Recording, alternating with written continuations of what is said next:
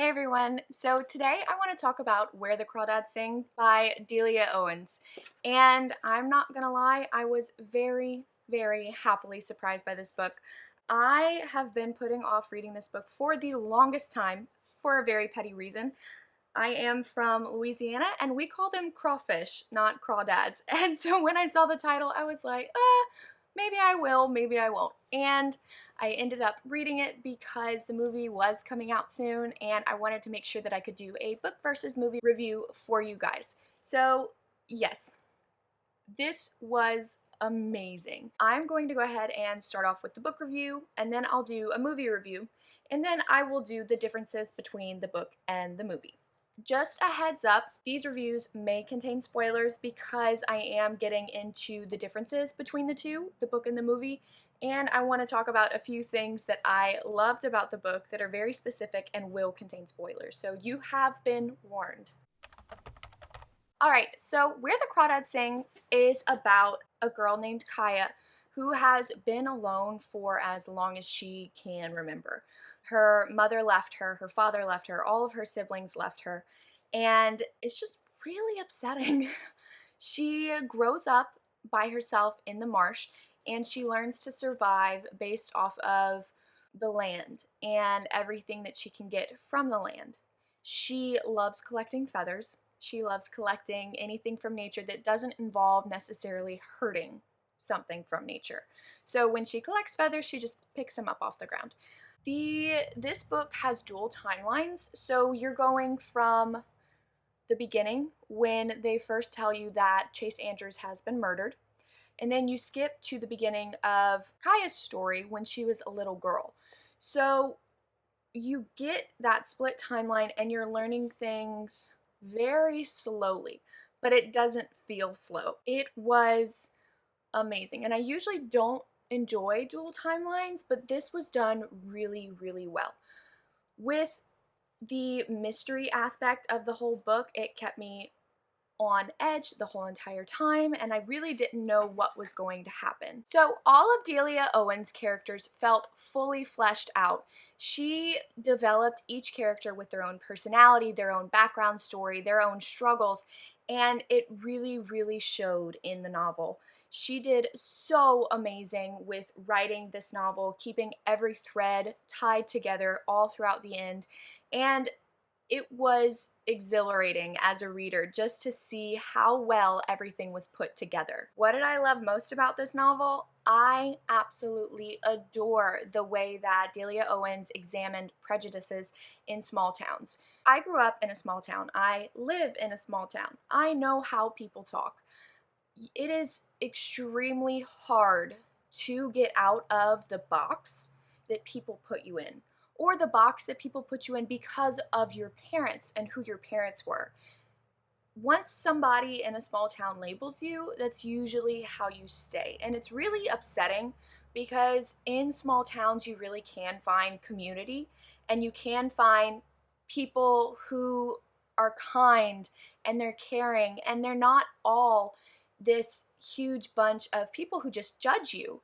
But you do have those people in small towns, it's inevitable in every small town, who like to gossip, who like to talk. And for poor Kaya, she got labeled the marsh girl for no fault of her own, simply by surviving, even though she probably worked the hardest out of all of those people to survive. And I loved how this book brought that to light and how you're supposed to look at how these townspeople viewed her and see how prejudiced they were towards her and try and learn from that. I really enjoyed it, and I think it was so important as a reader to understand that because you get this sense of she's being judged for no reason.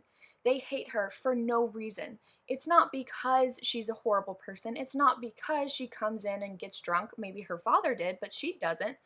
It's because she lives in the marsh, she doesn't talk to people, and she's not as fortunate as others. And so they labeled her, and while it hurt to read, it is so important to understand. I'm gonna go ahead and say this last thing and then I'm getting into the spoilers, so please, if you haven't read the book and you want to and you don't want it to be spoiled for you, stop now. So the only thing I was disappointed in this novel is the ending. And please don't don't judge me for this. I was so in between on whether or not I like the ending. So we go through this whole thing. Okay, we go through this whole trial. And it's all about the prejudices, and Tom Milton is protecting Kaya because he believes that she is just being judged based off of who she is. And then in the end, when Kaya dies as an old lady, you find out that she actually did kill Chase. Did I think that that completely blew my mind? Absolutely. Did I agree with it? No, but I can't see any other way that the novel could have ended. So I'm very, very, very, very conflicted. Now, the number one reason why I'm conflicted is because I don't believe in the death penalty. And this ties in, I swear, just give me a second. I don't believe in the death penalty. So when they started talking about the death penalty for Kaya, I was super upset because we're human and we make mistakes. And I'm not talking about, oh, accidental murder. I'm not talking about those mistakes. I'm talking about the mistakes that we make in the justice system, because there have been so many times people have been proven innocent after years of being in prison, after enduring so much for something that they never did. So, in my mind, when they say you're going to be executed, what happens if you made a mistake in your judgment? What happens if the jury was incorrect and the evidence wasn't enough? You are going to execute a person for crimes they didn't commit. I have never been behind the death penalty, and I don't think I ever will be, because even if one innocent person is executed, I don't think it's worth it when we could just lock people up rather than killing them. I don't think it should be anyone's decision whether or not someone lives or dies. That's not fair. And so that comes back around to why I am so conflicted about the ending of the novel, because I didn't want Kaya to be a murderer. I didn't want Tate to be a murderer. For the longest time, I thought it was Tate who killed him. But when you find out that Kaya actually did kill Chase, I'm just hoping in my mind it was accidental. I'm hoping it wasn't premeditated, because it hurt. Like I said, I don't think anyone should be able to choose whether or not someone lives or dies, regardless of the circumstances. So I'm conflicted. Very, very conflicted. I have two quotes about the death penalty and about Kaya describing her execution that go perfectly with my argument on why we shouldn't allow the death penalty. So I'm going to go ahead and read you guys that. On page 260 in the novel, the judge even says, first-degree murder is defined as a premeditated act. What that basically means is that you think about it, you plan it, you kill the person. Now, just a few pages later on 277, this is what Kaya says about her execution. Being dead didn't bother her. They couldn't scare her with threats of ending this shadow life. But the process of being killed by another's hand, planned out and set to schedule, was so unthinkable it stopped her breath. Now, I get that she's talking about execution brought on by the justice system, but that description matches first-degree murder. It is premeditated, planned out, set to schedule. And I'm really, really hoping that Delia Owens did that on purpose, because it fit so well. And it made me think, wow, how are we defining premeditated murder as first-degree murder, but then the death penalty as the same thing, but just adding justice in the definition somewhere? That doesn't make sense to me. But like I said, I will probably get some people who completely disagree with me, and that's okay, because this is what I believe. So that is my book review. 100% loved it. 5 stars on Goodreads, and I am still conflicted about the ending, but like I said, I can't think of it ending any other way. So I don't know where you would go with that. One of my favorite quotes, I'm going to read you one more quote. I swear this is the last one. One of my favorite quotes from the book is when Tate is talking about his dad and his dad's definition of a man. Tate remembered his dad's definition of a man, one who can cry freely, feel poetry and opera in his heart, and do whatever it takes to defend a woman. Why is this my favorite quote? Not only because of the chivalry, but because I think it describes how people should be in general. You should be allowed to feel, and we should all try to defend each other. And I think that is so, so important. Okay, on to the movie review. So I don't know what was going on with me when I was watching this movie, but I wanted to cry almost at every single scene. I didn't tear up or anything, but man, I just felt the emotions hit me. There were a few things in the movie that were a little different from the book, and I'll get to those later, but it was nothing major. This movie, if I'm being completely honest, is one of the best book-to-movie adaptations I have seen ever. And I was so, so happy with the way it turned out because I finished the book about an hour before I went to watch the movie. And so I was really, really, really worried that I was going to go watch the movie and that it was going to ruin my emotions about the book before I was able to film this video. It made them even stronger. It reiterated everything that the book touched on, and I was so happy with the way that it turned out. The writers did amazing, and the directors did amazing, the actors did amazing. Everything was beautiful. And I was so thankful for that because it really followed its source material. Based off of the opinion of people who haven't read the book, I can't say for sure what their opinion is, but I did have a lot of people sitting next to me who hadn't read the book, and they gasped when scenes came on and you got the little revelations from the mystery. They were crying. It was awesome. And some of them even clapped when the movie was over. And I really wish this movie would have gotten a standing ovation because it was that good. So in my opinion, based off of their reactions, I think even people who haven't read the book are going to really enjoy this movie. It was so well done. One of the first things that really, really, really made me smile when I was watching this movie was when Tate came on screen for the first time. Older Tate, not younger Tate.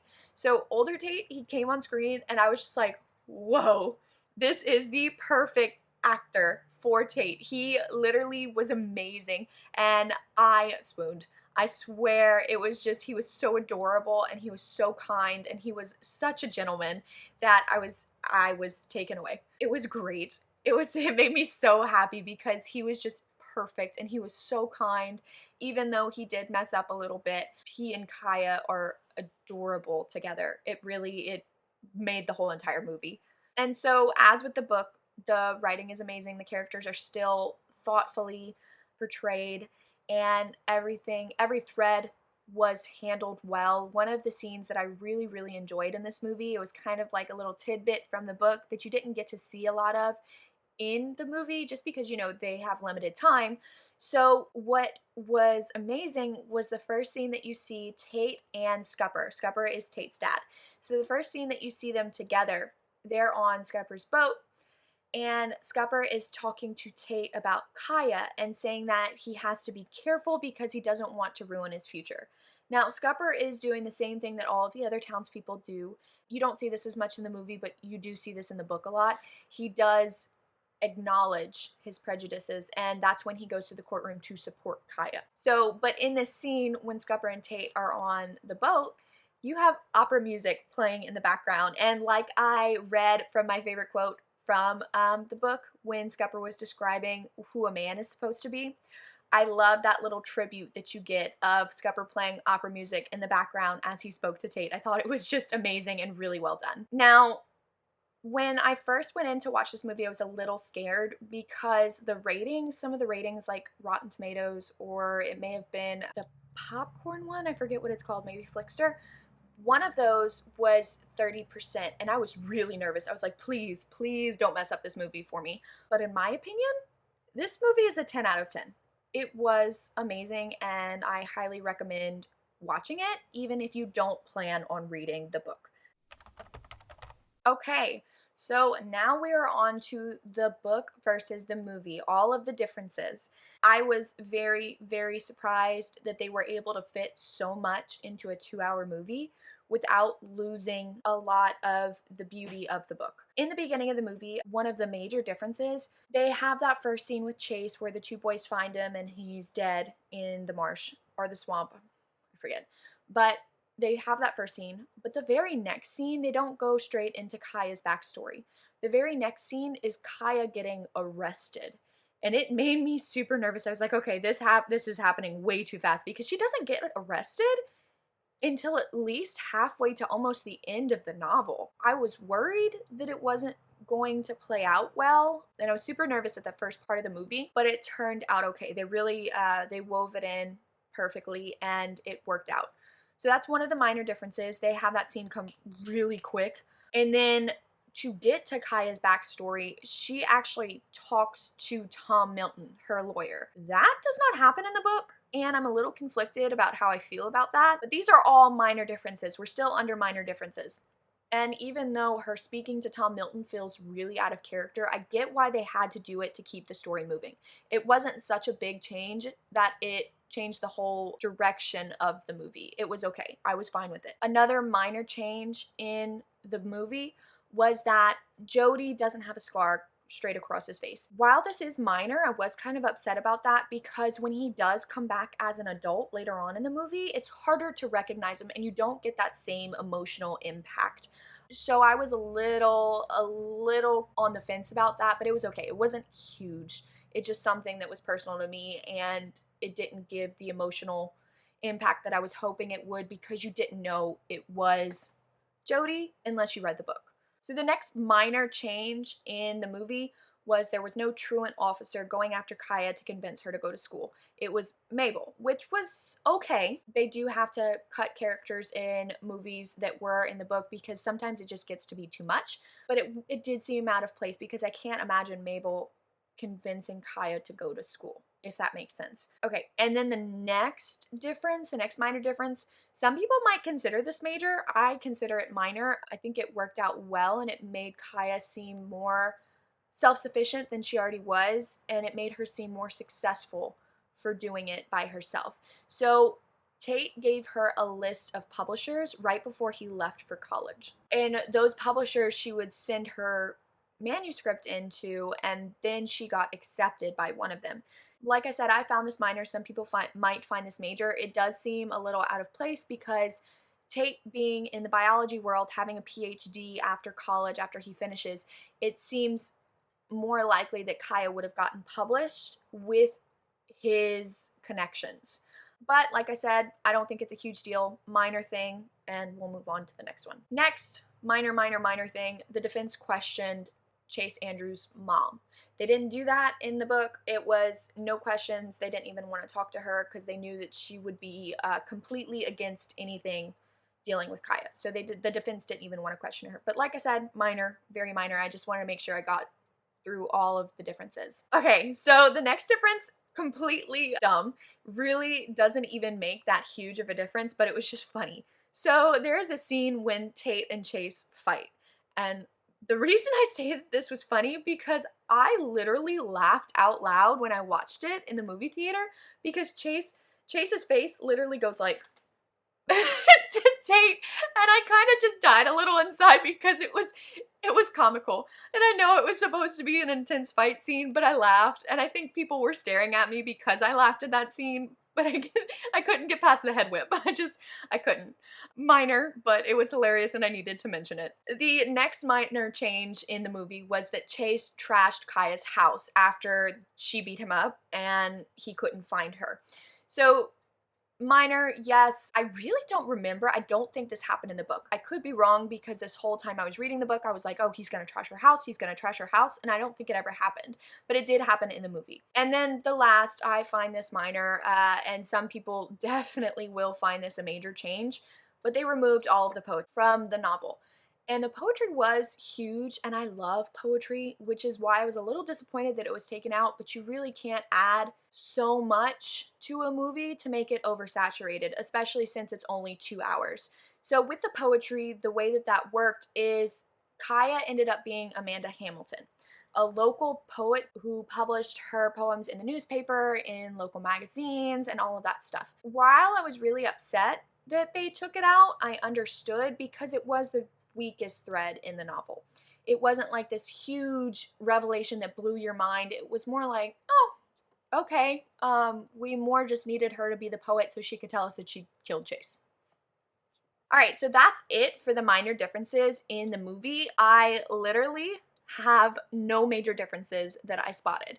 Now, other people are going to spot other things. I didn't want to take too many notes while I was in the movie theater because I didn't want to be rude to other people around me, but I didn't see anything major. Literally nothing major, and I was so excited. I was like, this is amazing. I don't think I've ever watched a book to movie adaptation that had no major changes. Finally, they understand that when you change the movie from the source material, your whole entire audience that you have from the book are going to be upset.